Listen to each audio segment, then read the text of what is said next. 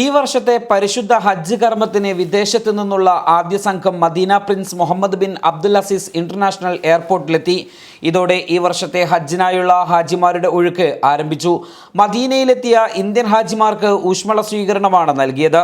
Consul general Fahad Ahmed Khan സൂരിയുടെ നേതൃത്വത്തിൽ embassy ഉദ്യോഗസ്ഥരും ഹജ്ജ് mission അധികൃതരും വിഖായ ഉൾപ്പെടെയുള്ള മലയാളി സംഘടനകളും സ്വീകരിച്ചു. രാവിലെ 6 മണിയോടെയാണ് ഹാജിമാരുടെ ഹൈദരാബാദിൽ നിന്നുള്ള ആദ്യ വിമാനം മദീനയിൽ ഇറങ്ങിയത്. മദീനയിൽ ആദ്യ ഹജ്ജ് സംഘത്തെ SIC മദീന സെൻട്രൽ കമ്മിറ്റിയുടെ നേതൃത്വത്തിൽ വിഖായ വളണ്ടിയർമാർ സമ്മാനപ്പൊതികളുമായി ഊഷ്മള സ്വീകരണമാണ് നൽകിയത്.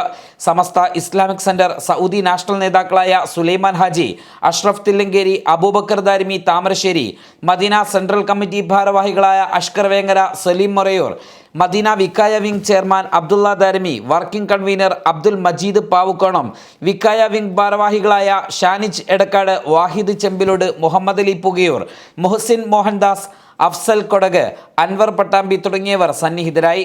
ഹജ്ജ് സേവന പ്രവർത്തനങ്ങൾക്ക് വിക്കായ സൗദി നാഷണൽ കമ്മിറ്റിയും മദീന വിക്കായ വിങ്ങും ഈ വർഷം വിവിധ പദ്ധതികൾ ആവിഷ്കരിച്ചിട്ടുണ്ട്. ന്യൂസ് ഡെസ്ക് സുപ്രഭാതം.